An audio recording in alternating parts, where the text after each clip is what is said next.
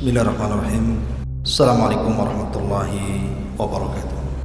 Alhamdulillah wassalatu wassalamu ala Rasulillah wa ala alihi wa sahbihi wa mawalah wa la hawla wa la quwata illa billahi wa ba'du. Dan pembahasan di malam hari ini kita akan mengenal 10 perkara yang wajib diketahui selama bulan Ramadan. Kalau Allah subhanahu wa ta'ala takdirkan kita masih mendapatkan Ramadan, maka seorang muslim harus mengetahui apa saja rahasia-rahasia di bulan Ramadan, tentunya untuk menambah semangat kita menghadapi bulan Ramadan. Ma'asyiral muslimin yang dimuliakan Allah subhanahu wa ta'ala, yang pertama, Ramadan wa syahrus siyam. Ramadan dan bulannya orang yang banyak berpuasa. Di dalam Al-Quranul Karim Allah subhanahu wa ta'ala berfirman, Ya ayyuhalladzina amanu taqullaha haqqa Ya ayyuhalladzina amanu kutiba alaikumus siyam kama kutiba alal ladzina min qablikum la'allakum tattaqun. Wahai orang-orang yang beriman, panggilan dalam Al-Quran itu hanya ada 2. Pertama, ya ayyuhan nas, dan yang kedua, ya ayyuhalladzina amanu. Wahai manusia dan wahai orang-orang yang beriman. Di dalam ayat ini Allah subhanahu wa ta'ala mengatakan ya ayyuhalladzina amanu. Apa bedanya? Kalau ya ayyuhan nas itu umumnya mencakup seluruh manusia, baik mukmin ataupun kafir. Dan biasanya panggilan yang umum ya ayyuhan nas itu sifatnya makkiyah, maksudnya turun sebelum hijrah Nabi. Dan biasanya perintah setelahnya adalah bicara tauhid. Beda dengan ya ayyuhalladzina amanu, wahai orang-orang yang beriman, itu umumnya madaniyah, ayat yang turun di kota Madinah. Dan biasanya perintah setelahnya bicara tentang hukum, tentang sholat, puasa, zakat, dan begitu seterusnya. Maka dalam ayat ini Allah subhanahu wa ta'ala mengatakan ya ayyuhalladzina amanu, wahai orang-orang yang beriman. Artinya khitab di sini khusus, tidak kepada semua orang, hanya untuk orang-orang yang sudah menerima Islam, orang-orang yang beriman. Maka siapapun yang merasa beriman hendaklah terpanggil dengan ayat ini. Ya ayyuhalladzina amanu kutiba alaikumus siyam. Kalimat kutiba itu artinya diwajibkan. Tetapi kalimat kutiba biasanya diwajibkan kepada perkara-perkara yang berat. Allah tidak mengatakan wujiba alaikum, diwajibkan kepada kalian, tetapi kutiba. Kalimat kutiba, saya ulangi, tidaklah Allah subhanahu wa ta'ala menggunakan kalimat ini dalam Al-Quran kecuali pada perkara-perkara yang sangat berat. Seperti Allah mengatakan kutiba alaikumul qital, diwajibkan kepada kalian perang. Tidak semua orang ingin perang, dan tidak semua orang punya keberanian untuk perang. Makanya perang itu berat. Kutiba alaikumul qisas, diwajibkan kepada kalian qisas. Tidak semua orang ingin diqisas. Maka di sini juga Allah mengatakan kutiba alaikum as-siyam, diwajibkan kepada kalian puasa, karena puasa itu memang berat. Kalau sholat itu hanya 5 menit, paling lama 10 menit mungkin ya.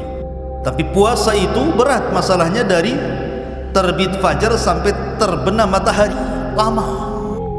Makanya terkadang ada orang yang tidak terbiasa puasa itu tersiksa dia.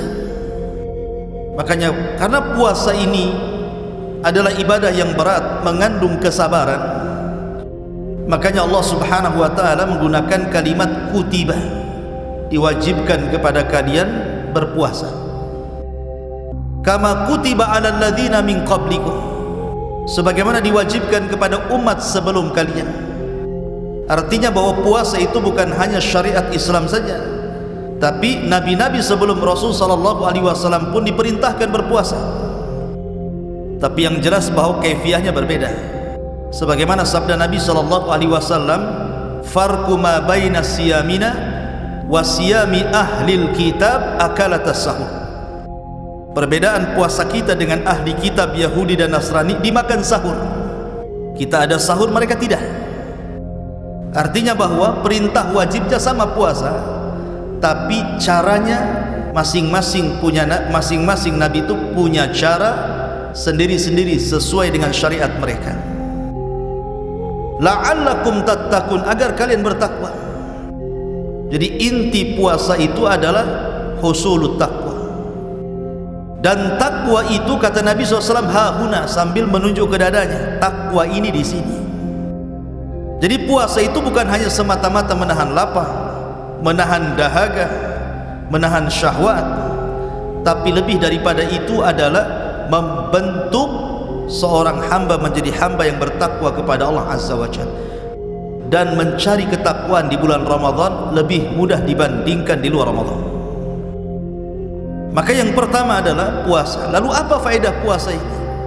Faedah puasa ini ikhwatu fiddin yang dimuliakan Allah Azza wa Jalla, puasa ini adalah afdal al-ibadat as-sirriyah, seutama-utama ibadah-ibadah yang tertutup.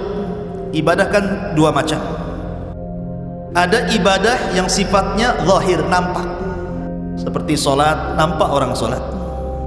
Zakat, nampak bawa harta. Haji, nampak berangkat ke Mekah. Kemudian yang kedua ada namanya ibadah sirriyah, ibadah yang tidak tampak, seperti puasa. Macam mana tahu antum, saudara antum sedang puasa, caranya gimana coba? Kalau dia tidak ngomong saya sedang puasa, tidak tahu dia sedang puasa. Apa tandanya orang yang berpuasa? Tidak ada, pucat, jangan-jangan lagi sakit. Suka ngeludah, jangan-jangan sariawan. Pegang perut, jangan-jangan lagi sakit perut. Tidak ada tandanya. Kalau sholat kan nampak tuh takbiratul ikhramnya, rukuknya. Haji juga sama. Karena dalam puasa itu ada sirrul ikhlas, rahasia keikhlasan kita dengan Allah Azza wa Jalla.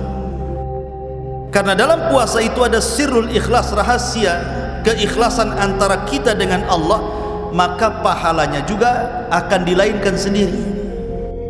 Makanya Nabi SAW mengatakan, kullu amal ibni adam lahu illa siyam fa innahu li wa ana ajzi bihi.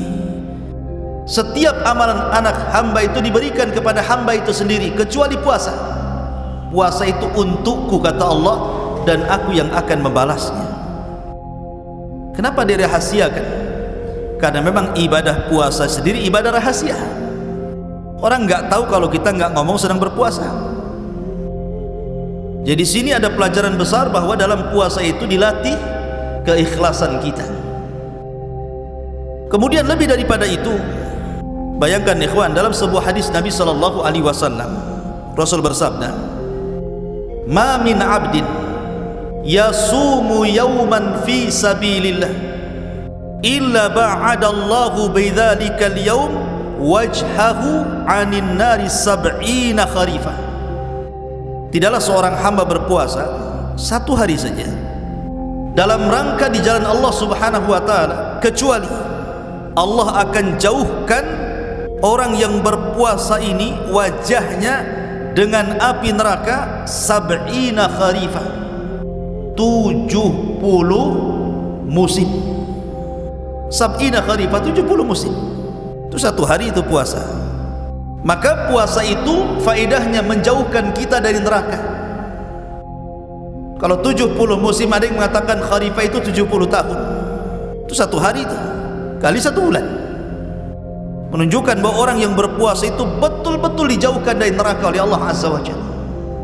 Oleh karena itulah maka sungguh-sungguhlah dalam berpuasa, karena puasa itu menjauhkan kita dari neraka. Dan Allah mengatakan, faman zuhziha 'anil nar wa udkhilal jannah faqad faz. Siapa yang dijauhkan dari neraka otomatis dimasukkan ke surga, dan itulah kesuksesan yang nyata.